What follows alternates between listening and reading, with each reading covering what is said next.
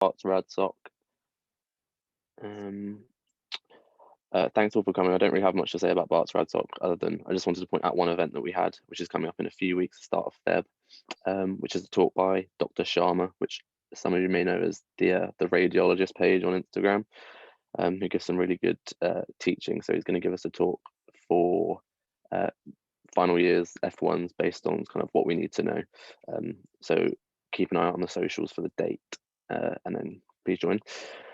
Speaker for today is Dr. Tim Fotheringham. He's a consultant at the Royal London who specialises a lot in GI, HPB, IR, and so he's going to give the talk. So without further ado, I'll hand it over to him. Okay, hello everybody. So I'm going to start screen sharing because I've got too much to cover. So let me start with the first slide. So yeah, my name's Tim Fotheringham. I'm one of the interventionists working at the London part of Bart's Health. And I'm going to try and focus this talk on, CT and its role in interventional radiology, focusing on interventional oncology and some biliary and GI cases. And so this is the kind of normal reaction that I get. I send my audience off to sleep when I try and talk about IR. So it's nice to actually speak to a group that are quite interested. Hopefully I can make you a bit more passionate about the topic. So what about CT? CT's a brilliant tool for the interventional radiologist, but that's primarily in terms of pre-procedural assessment. It's very good at doing a post-procedural assessment too. And its particular strength, I think, relies on looking for complications after procedures, and that's both in the surgical patient and following IR procedures themselves. So you're going to see quite a lot of complications. We hope to avoid these. This isn't really the norm, but it's relevant to this talk. Now, we do some interventional procedures in CT itself. It's pretty useful for biopsies and quite a lot of drainages. And in terms of more therapeutic procedures, the tumor ablations are usually carried out in CT. So the first kind of broad topic that I've been asked to look at is interventional oncology. This is a growing subspecialty within interventional radiology. And when people talk about interventional oncology, they tend to focus on the therapeutic elements such as TACE, which is Transarterial Chemoembolization, and its comparator, which is selected radiation therapy that's targeted through a catheter. Tumor ablation is where we're able to actually hopefully eradicate small solid tumors using a different variety of modalities. Then there's procedures that we do in conjunction with surgery, such as portal vein embolization, that hopefully open the door to more patients being suitable operable candidates. We've always kind of been involved in the relief of obstruction, which is often in the malignant group. So biliary interventions and ureteric obstruction. We can also do GI stenting, although obviously a lot of that is done in endoscopy itself. In actual fact, if you look at all the interventions that we do, there's a lot of supportive therapies which people tend to sort of forget about with the interventional oncology group. So we're often getting the tissue diagnosis from biopsies, drains, which can be tunnel drains, which are good for palliation when you've got recurrent collections. Then there's central venous access. We can do gastrostomies and IVC filters, etc. So there's a huge range on offer for, from interventional radiology to support the oncology patients. So first off, let's have a quick look at the transarterial chemoembolization. Now, this is nearly always done in the liver, and ideally we want to be targeting a hypervascular tumor. As you know, there are two blood supplies to the liver. So if we're going to go into the artery, we want something that's preferentially supplied by the artery. Now, most hepatocellular carcinomas have a good arterial supply. So they are good candidates for this type of treatment. And it's based on arterial access with then selective catheterization of ideally quite small branches of the hepatic artery, so that you can give targeted therapies, either just using bland embolization or in conjunction with chemotherapy. So here's an example of a HCC, and you can see that it's blushing on the arterial phase of this study. With a non-selective angiogram of the hepatic artery, we can't really appreciate the tumour. However, when we get out there with a microcatheter, we can start to get an impression on where this tumour is. And you can see a sort of abnormal pattern of enhancement. And in this location, if we deliver some chemotherapy, it should be selectively uptaken by that HCC, and that will reduce the systemic effects of the chemotherapy. So it offers advantages over systemic chemotherapy. Here's another example. This is got a mixed vascularity to it. During the angio, yes, you can start to see it on a relatively non-selective run.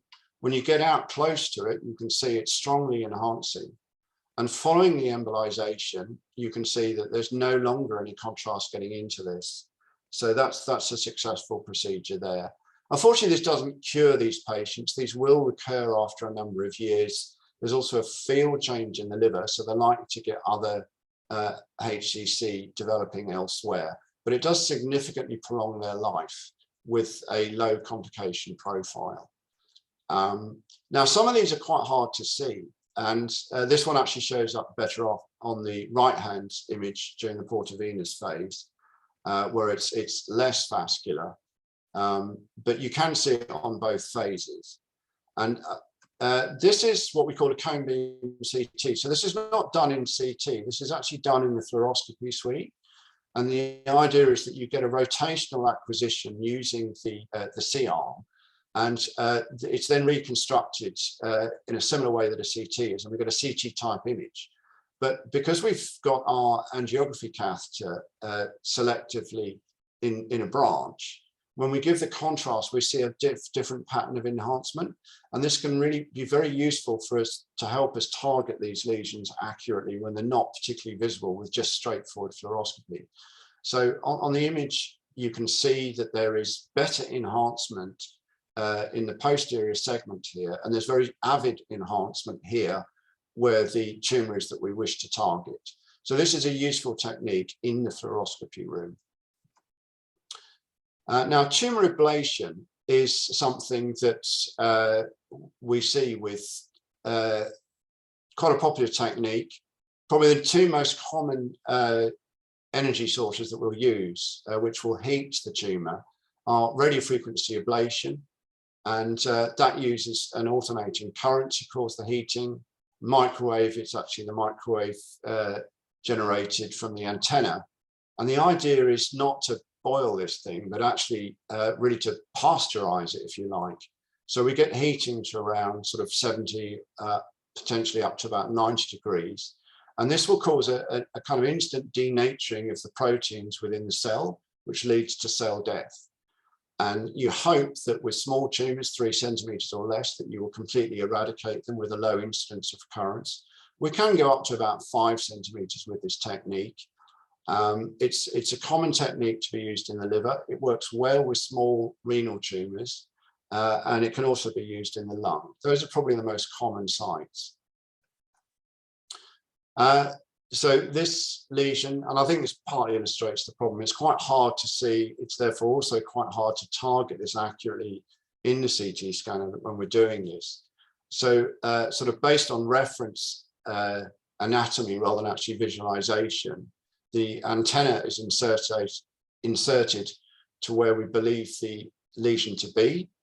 And then on the follow-up CT, you can see this area is being successfully devascularized.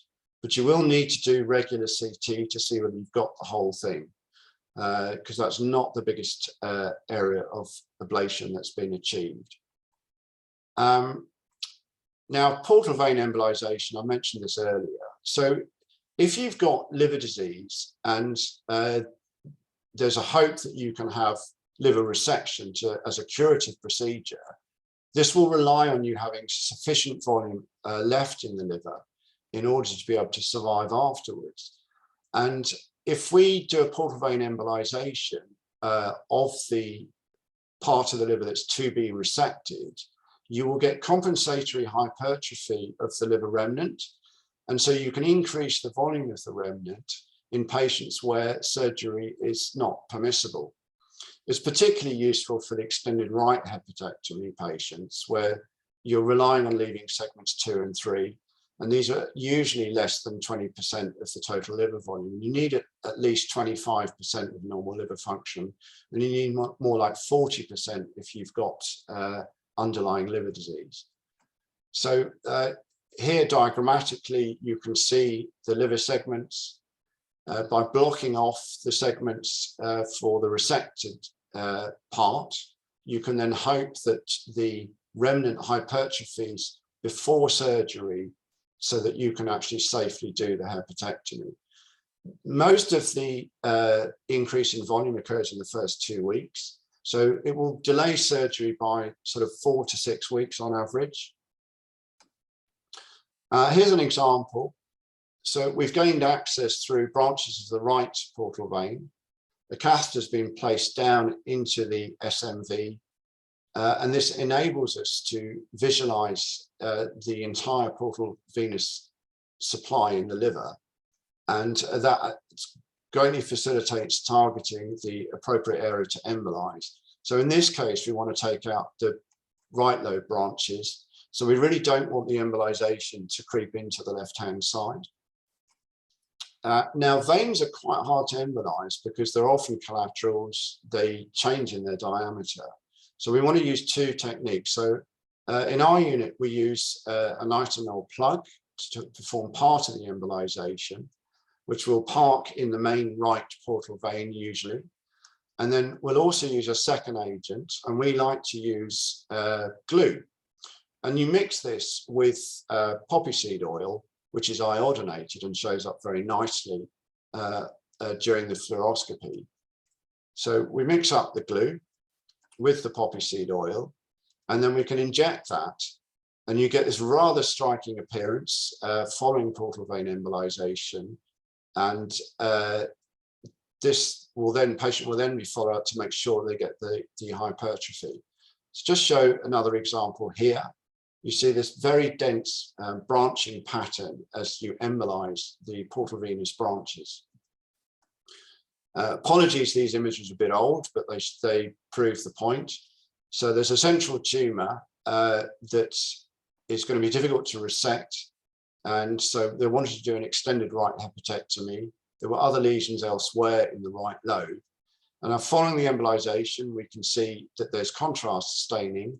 Unfortunately, the tumor has grown in size, but the patient was still a suitable surgical candidate. And you can see there's quite a marked increase in the size of the liver there. Here's another example, and the lateral segment has now extended inferiorly and is significantly increased in volume. And this this patient went on for surgery. And you hope that you will get about 80% of your patients through to surgery using this technique. Moving away from interventional oncology, there is a procedure called the Transjecular Intrapatic Porta Systemic Shunt. Abbreviation is TIPS. Now, as you know with liver disease, that when it gets advanced with the cirrhosis, you're getting fibrosis of the liver parenchyma.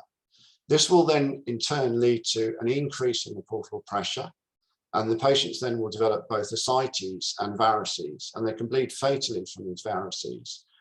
The TIPS is not usually the first-line treatment, but it is indicated when they're refractory to the other therapies. The normal portal venous pressure is quite low. There's only a gradient of about 10 millimeters across the liver between the portal vein and the hepatic veins. With portal hypertension, you diagnose this when it's above 25 millimeters of mercury. So the idea is that you create a shunt between the hepatic vein and the portal vein, and you keep this track open with a stent. So the portal venous blood can bypass the liver, and this will reduce the pressure. But the reason that you actually have a portal vein is the first pass from the gut. So toxins, particularly things like ammonia, will then enter the bloodstream and are not filtered out by the liver. So there is a risk of encephalopathy with these patients afterwards. So here's a CT showing a patient with advanced liver disease. They've got a lot of ascites, and that was the indication in this patient. They also got splenomegaly. So the first thing is you get into the jugular vein, you'll then get down towards the liver, and you'll get into one of the hepatic veins. So we're seeing the middle hepatic vein here. And then using a sharp trocar, you will puncture from the hepatic vein into the portal venous system.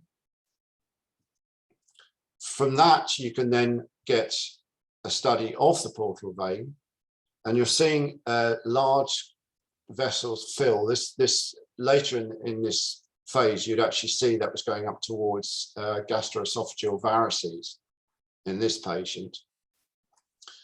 This is a particularly nice image here. So we've injected contrast both into the portal venous system and also into the hepatic vein. There's a measuring catheter in there so that we can actually predict both the length of the stents and where to place it.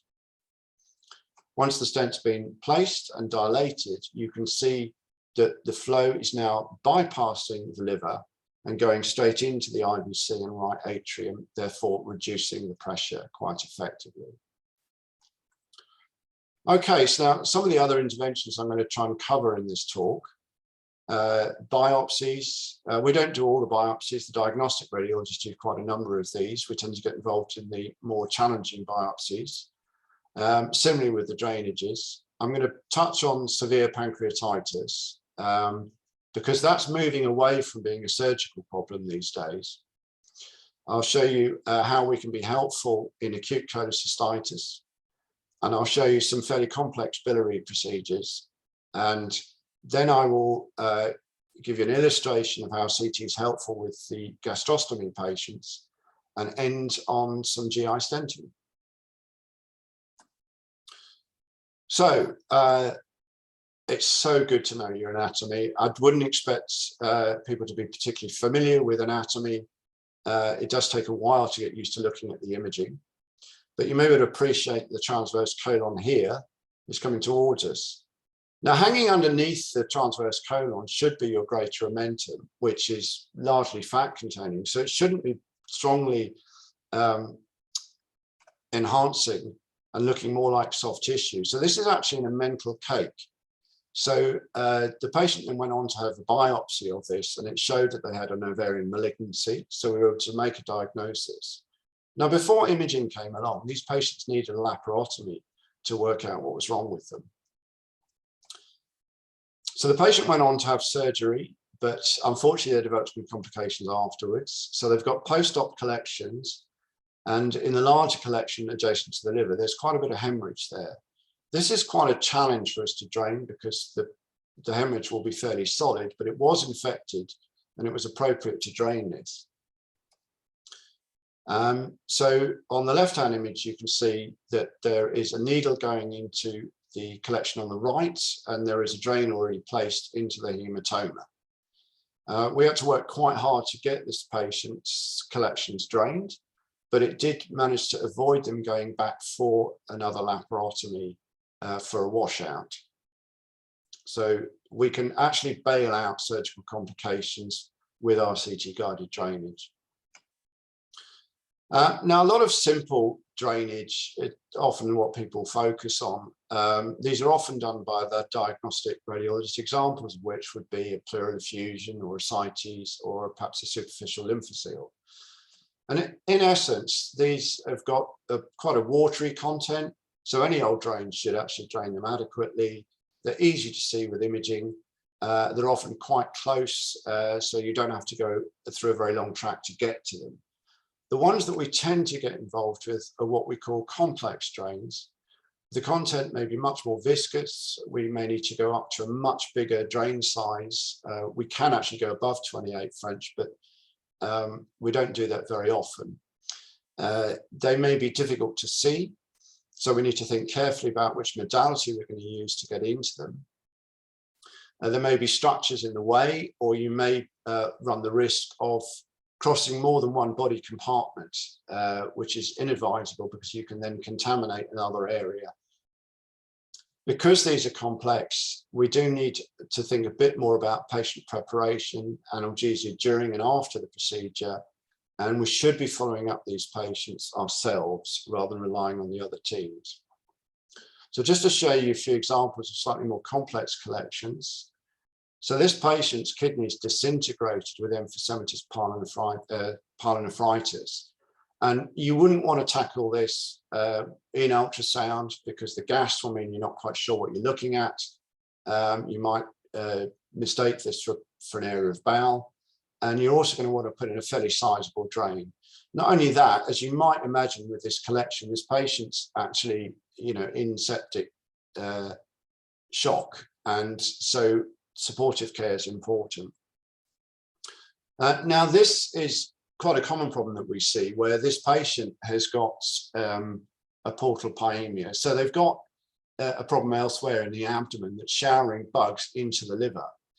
And initially you get this kind of change that we can see in the right lobe here, but we haven't actually formed a proper abscess. So although this may have been reported as sort of a large sort of abscess-like collection in the liver, it hasn't liquefied yet. That's more necrotic liver.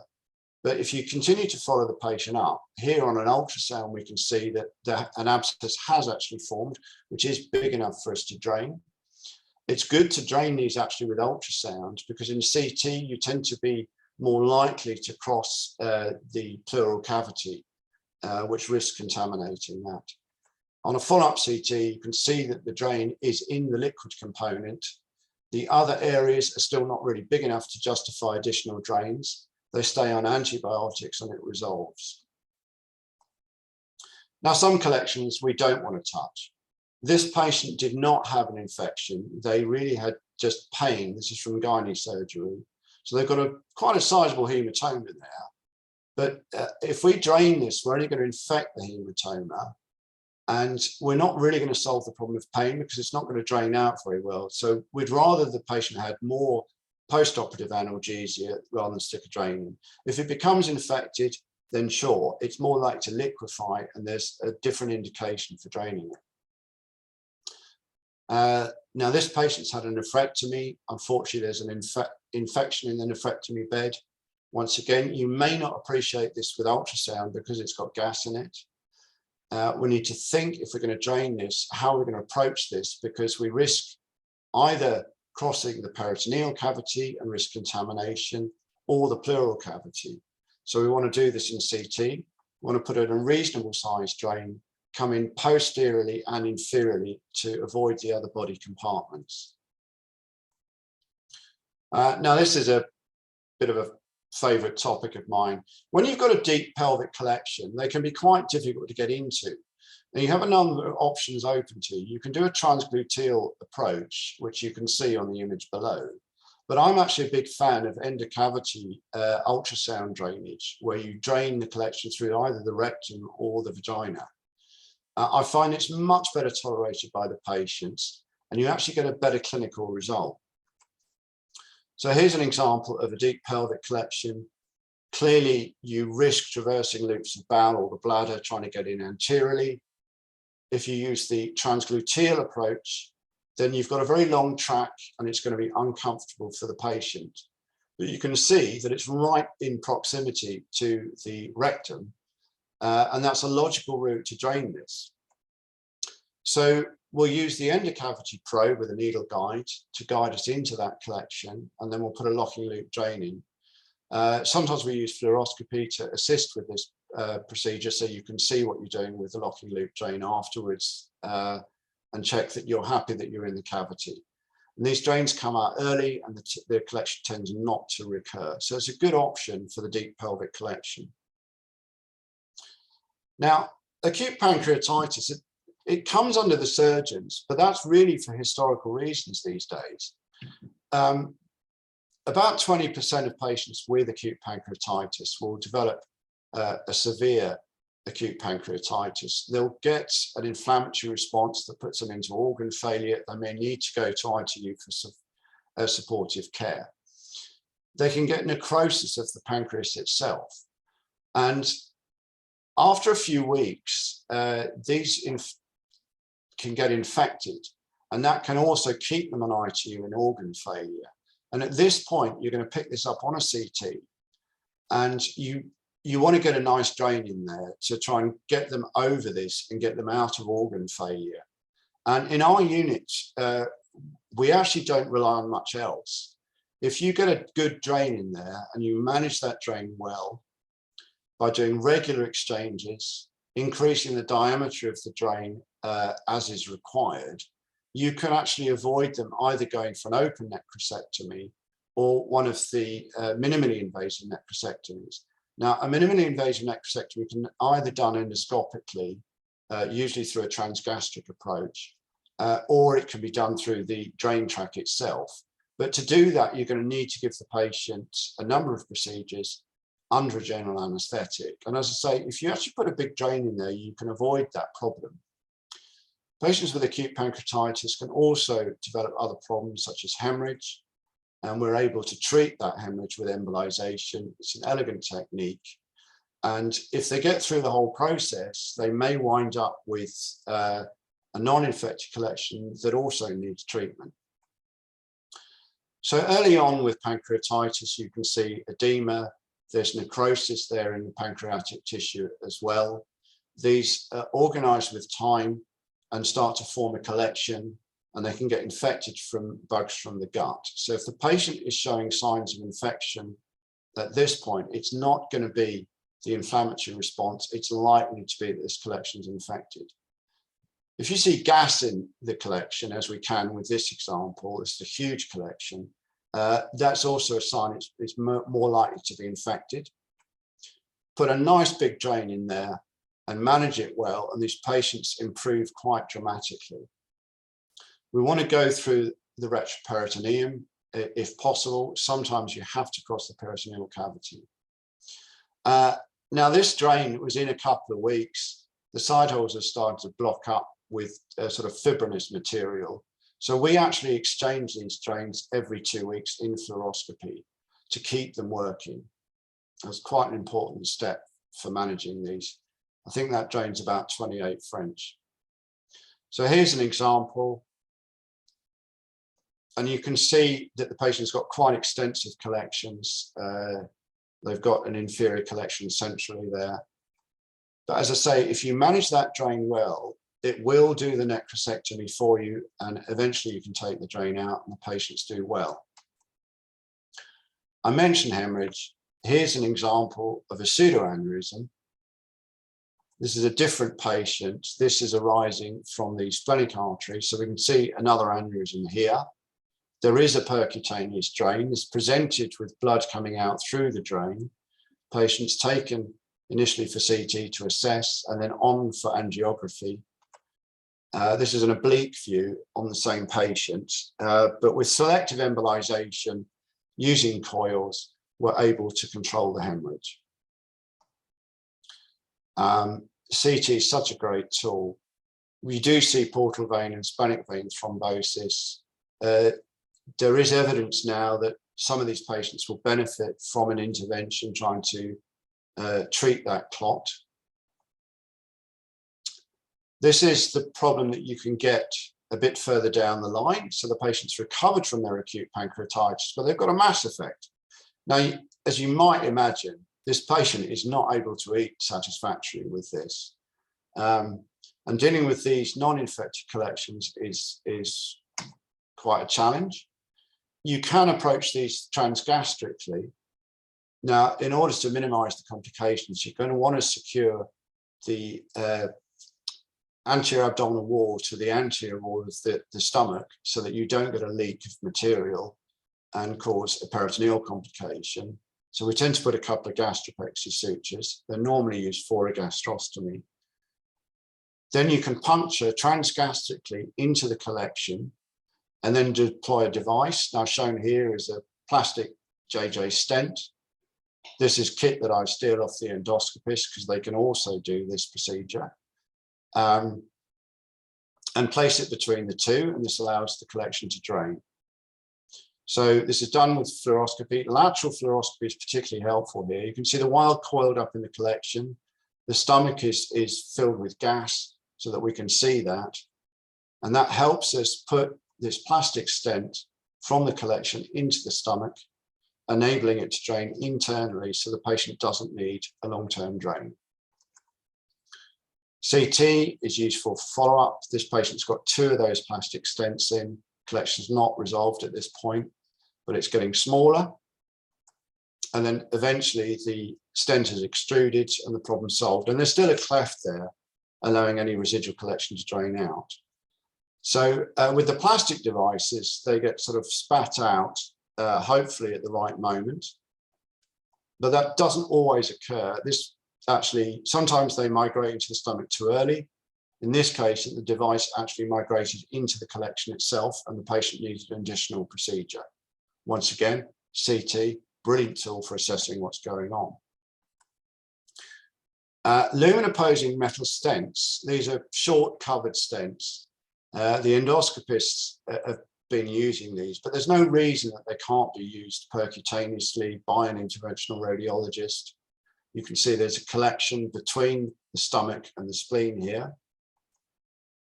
This is a fluoroscopic image during the percutaneous insertion of the device. So the red arrow shows the stent.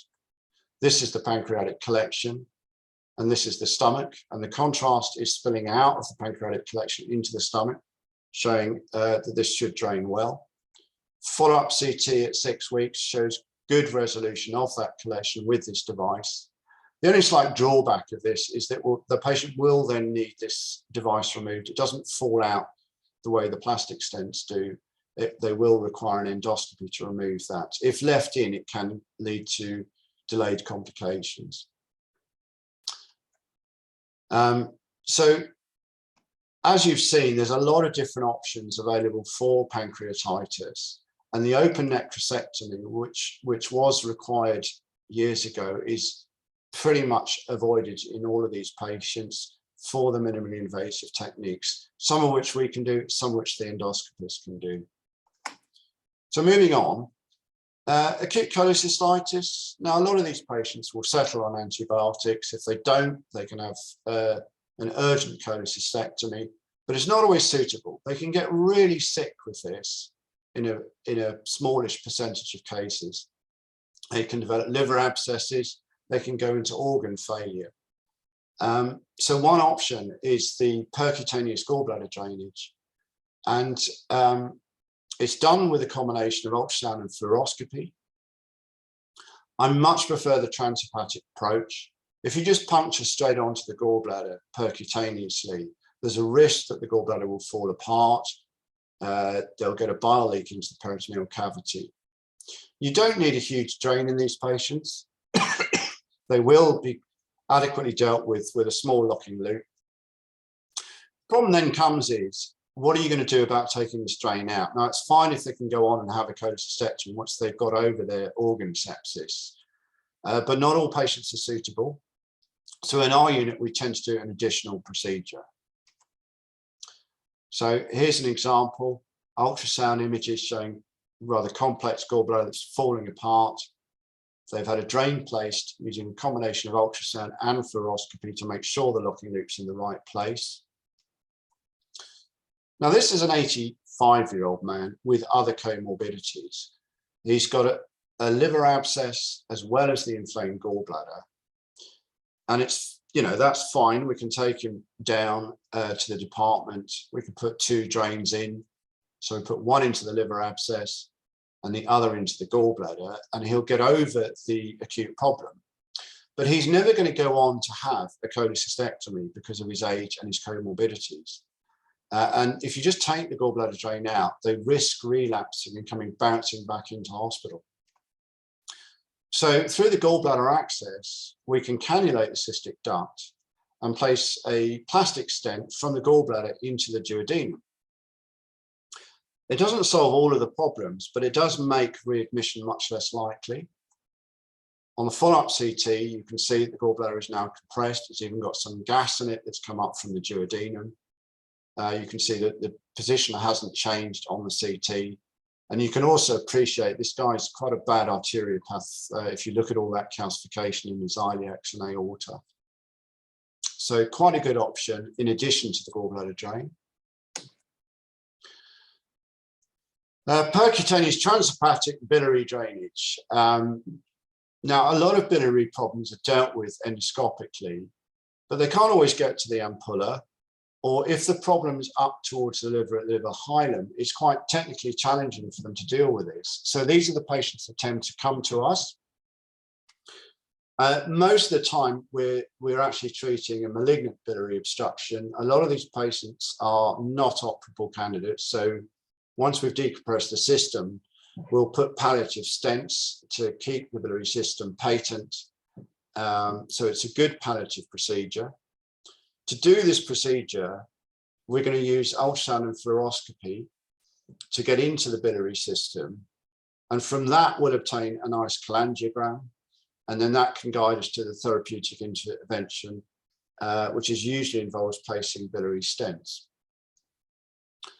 This is a slightly more complex case. This patient actually had problems after a cholecystectomy, and they wound up with a stricture up at the hilum of the liver, and they were ill with cholangitis when they came in. So they needed to have biliary decompression. It was best done by us. So a drain was put in. Now, when the patient comes down when they're no longer septic, the duct should have decompressed. And when doing the procedure at this point, you shouldn't see filling defects in the biliary system like this. So this patient's actually got hemorrhage there. It's a fairly rare complication. And it was caused by inadvertent arterial puncture, which can happen during these procedures. But it can also happen during a biopsy where you just unluckily hit a branch of the hepatic artery. CT, such a fantastic tool. We can see the pseudo aneurysm, and then we're able to do a very selective embolization. There are some coils from the previous bile duct injury from a previous embolization, but there are new coils placed to deal with the arterial bleeding caused by the biliary procedure. Once we've got the hemorrhage under control, we can then carry on with the biliary procedure and deal with the stricture. Now, this is the kind of thing that you hopefully don't see, but it's important to keep an eye on your patients, look out for them. So this patient had a biliary procedure done in a local hospital. It's not a common procedure for them to do. They're not as well supported by us. By the time the patient came across, their chest looked like this. And you might notice that's quite a high biliary puncture. So, you know, they will have crossed the pleural space going into the liver in that location. And because the drain wasn't optimally managed on the ward, the patients then wound up with bile leaking into the chest. So a chest drain was put in. It partially solves the problem, but the chest still looks pretty grotty. There's still an issue with managing the drain. I think you can see this red opaque marker. This marker should actually be inside the liver. So the patient's still at risk of leaking bile because the drain is backed out of the liver. When we do the cholangiogram, you can see that the contrast is just going straight into the chest. It's not really pacifying the biliary system. So, you know, once again, we've got central filling defects because there's blood in the system, unfortunately. So there's another complication here. There is a stent, you can't really see it on this image, but the contrast is not going through the stent, so the stent's not functioning very well. So we took that drain out, did a lower puncture, took the patient to CT to make an arterial assessment of what was going on. And you can see that there's another pseudo aneurysm here. Once again, this was very elegantly treated by selective coil embolization. And then the patient could have a completion biliary procedure. So if you recognize these problems and get on top of them, these patients can do quite well. You can see there's quite a nice result on the chest x-ray there. We've cleared that chest of all the bile. They've now got a functioning stent, so we could remove the biliary drain. Post-operative complications. Would be nice to avoid them. Same with us. Doesn't matter how good you are going to cause some complications if you're doing interventions of any description. This patient has wound up with 2 injuries from a laparoscopic cholecystectomy. They've got a bile leak and they've also got an arterial injury. So on the right-hand image, you can start to see that there's contrast filling a space that it shouldn't. And this was difficult to treat elegantly the way the other cases were. So this required a more thorough embolization of the hepatic artery. And given the problems with the bile leak, this was a headache for the surgeons because it basically meant that they had an ischemic anastomosis where they were trying to sort out the bile duct injury with a hepaticojejunostomy. So you can see that there's biliary dilatation on the MRCP and quite a tight stricture at the site of the hepaticojejunostomy. Now, benign bile duct strictures, here's the cholangiogram we've obtained having done bilateral punctures. You can see the coils there from the embolization. And this is showing that there is dilated bile ducts and a stricture there. Now, benign bile duct strictures are a bit of a problem because we can't just stent this because the stent will block off. And they'll wind up with a recurrent problem. And this is when a bit of innovation comes in. So you get a biliary stent. I deploy it on the trolley.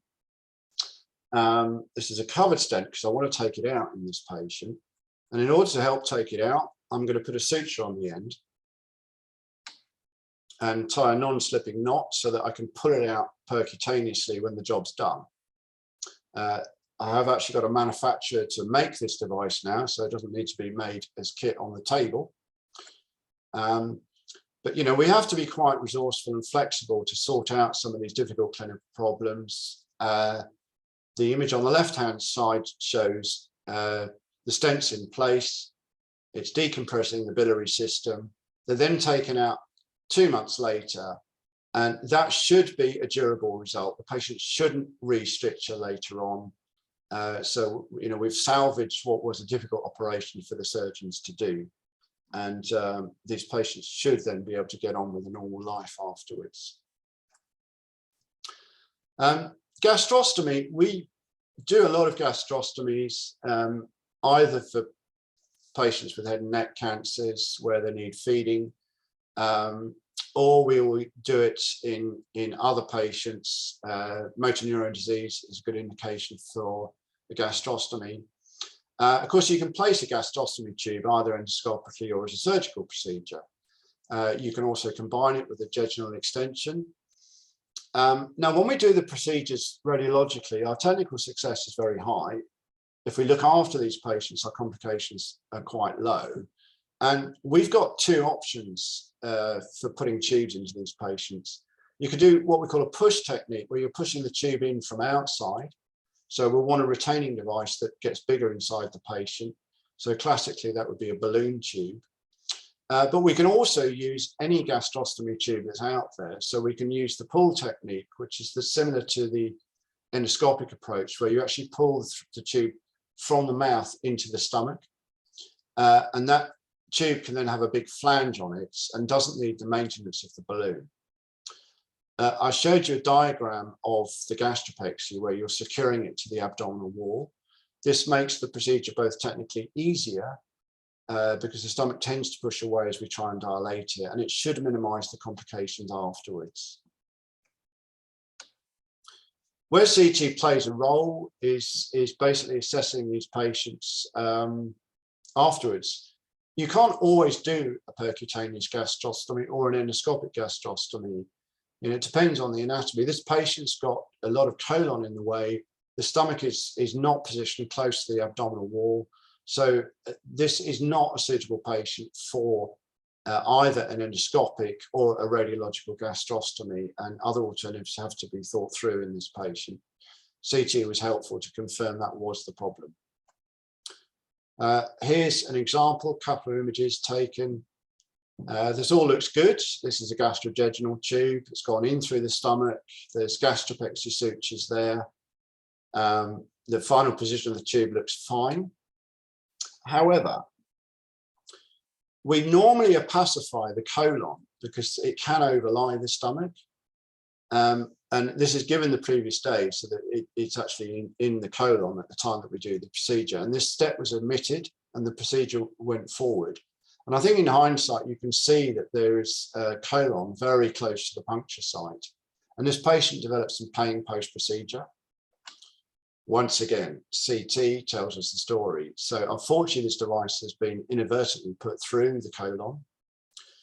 And there's a risk of fecal peritonitis. But having identified the complication with CT, we were able to give advice. So we didn't feed through the tube, and we left it in position until the tract had matured so that we could take the tube out without the risk of the fecal peritonitis, and a new tube was placed. So the CT identified the problem and enabled us to manage this without significant impact to the patient.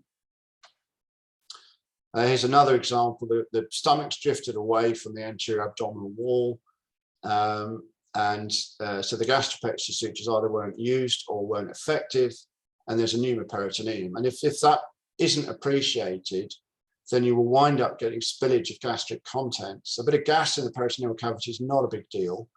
So it's important to recognize these complications. So that's really the role of CT with gastrostomy. So finally, I'm going to finish, hopefully fairly swiftly, so that we've got time for some questions. So gastrointestinal stenting, I think most places, the bulk of this work is done by endoscopy, but the endoscopists can fail, or they may not get there because there's altered anatomy. So patients that have had a Roux-en-Y configuration, that's not very accessible to the endoscopist. So we can place stents pretty much in the same locations that an endoscopist can. And so we're a useful backup in some patients. So take this patient. So they've obviously got fairly advanced pancreatic cancer. They've not got long to live. They've got symptoms of gastric outlet obstruction. You don't really want to treat this surgically because the patient's so unwell that they're unlikely to recover well enough from the surgery to benefit from that. So, you know, a stent is a good option in this patient. It's not immediately clear they've got gastric outlet obstruction from the CT itself. So another study was done. This is a contrast study. And even on the delayed film, there's virtually no contrast in the duodenum. So this patient has a mechanical problem. We choose to do this through the stomach. So if you go into a viable bit of the stomach, it's attractive. Some people go through the mouth, but I think they could potentially run into the same problems that the endoscopist can. You can put a nice stent in there. You can dilate it up with a balloon. It's a good palliative procedure. It stops these patients from their intractable vomiting. Here's another example.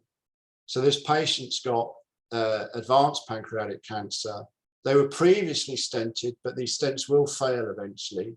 So although there's gas in the biliary system, the ducts are very dilated. So the gas is coming up, but the liquid bile cannot get through this stent. In addition, the mass is now compressing on the duodenum, giving them gastric outlet obstruction. So this was a good procedure. So first off, we need to get into the biliary system. I think you can actually see most of the bile ducts because it's so full of gas on this. There's some contrast there centrally, but you can still see the bile ducts full of gas. So you get into the biliary system, get across into the duodenum, so we can deal with the biliary obstruction. And in the same sitting, we can also put the duodenal stent in. And it's quite good to do this as a combined procedure because you can make sure that one stent is not blocking the other. There's a risk that you'll obstruct the biliary system with the duodenal stents and vice versa. So for both procedures to occur in one go, it's better for the patient and the outcome's likely to be better. So once again, a good palliative procedure for this patient. This patient had an attempt at curative surgery. Unfortunately, they wound up with tumor progression. They had a duodenal cancer. They had a hepaticojejunostomy, but the Roux loop has now got malignant obstruction. we were asked to drain the biliary system because they presented with obstructive jaundice. But this is actually quite a long way away from where I'm working percutaneously. So it was very difficult to get across this. They weren't suitable for surgery or an endoscopic approach. The guy didn't want to be left with a biliary drain in a bag. He was very keen that I sorted him out. So because I thought I might have problems with a repeat go, I actually got him to drink some contrast. And on this, you can see that I've opacified the bowel. So I've now got, I'm able to get into that loop of bowel. So I've got access on both sides of this stricture, which helped me manage to cross it. I've then managed to put a covered stent, which drains his rear loop back into his gut. And this enabled us to get rid of the biliary drain. So he was discharged home. He had advanced peritoneal disease, so he didn't have that much longer to live, but he was able to live at home without a bag. Follow-up CT shows stents in a satisfactory position. It's largely decompressed that rear loop.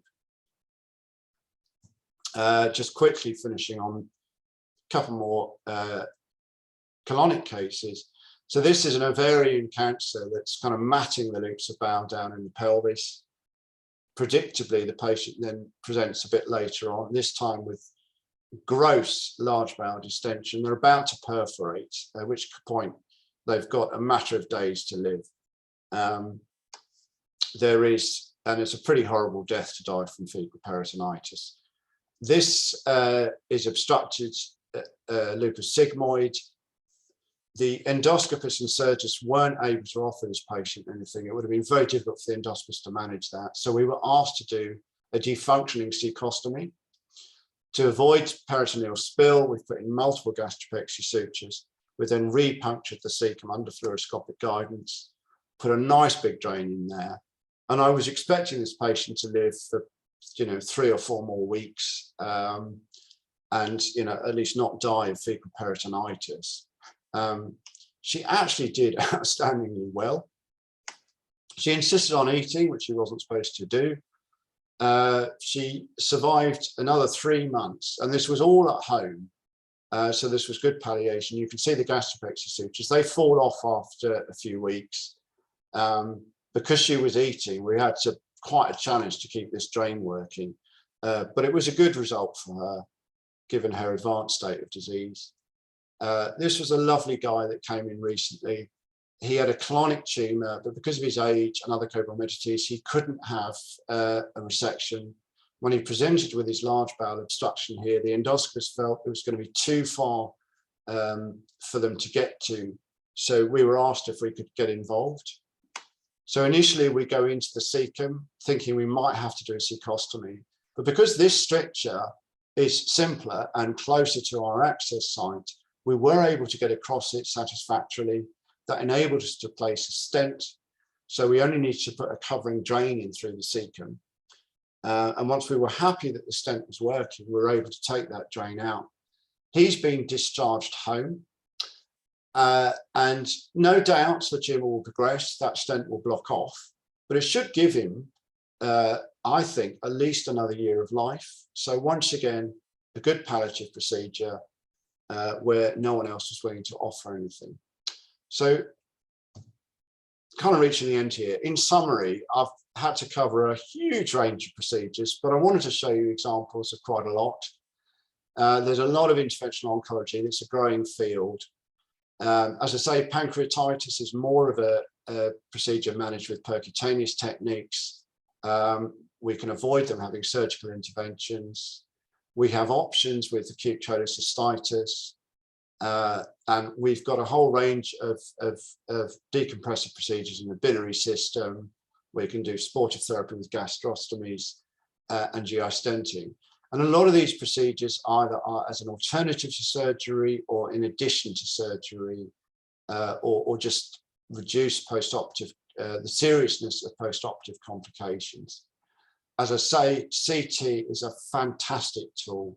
It's great for the pre-procedural assessment.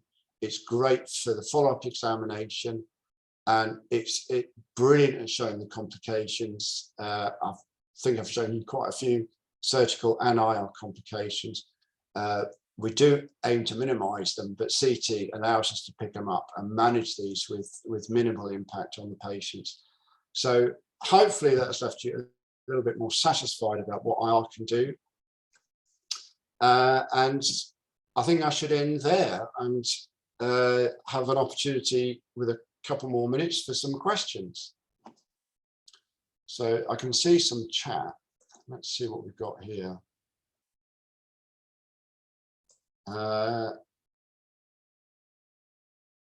Okay, advantages of doing a pseudocyst intervention rather